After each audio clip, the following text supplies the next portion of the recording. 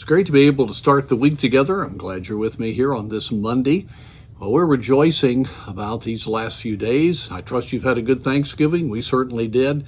But we're really rejoicing about the beginning of our Christmas Spectacular Festival that we have going on here at the church. It's really exceeded our expectation. Hundreds of people have been reached, and we're just thrilled about what God's going to do the next couple of weekends, and it would be great to have your prayers for that.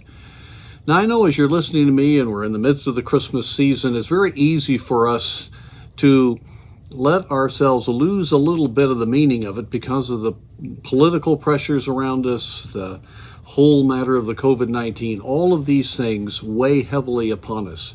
In fact, I've talked to many people very tired of hearing things and wondering about things, and it's just a very unique time. But I want to encourage you that we're not helpless. God is on the throne, and we can pray. I want to use part of the Christmas story to encourage you today. Mary had a breathtaking moment. Gabriel the angel came and met with her. God had been silent for Israel for 4 centuries, and now he came. He met with Zechariah, and John the Baptist was now conceived, and now he was meeting through Gabriel with Mary, who would be the mother of the Messiah. What a tremendous privilege that was going to be. Things were dark. The Roman Empire controlled. The Jewish people were not in faith. They were in unbelief.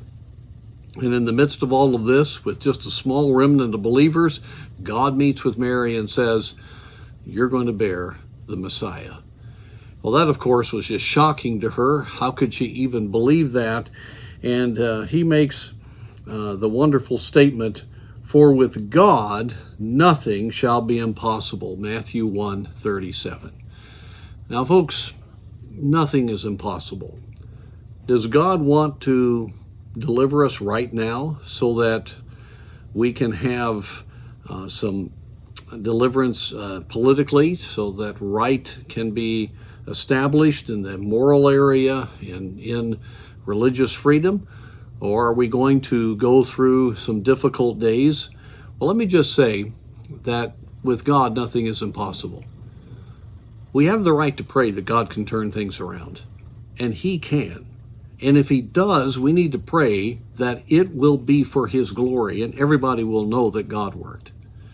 If God chooses to allow the consequences of the problems in America to overtake us right now, then we need to believe God's going to do miracles for his people. But with God, nothing is impossible. We must not feel helpless. We must believe God. And so I want to encourage you today to lift your heart to the Lord and learn to really seek him and get peace from him.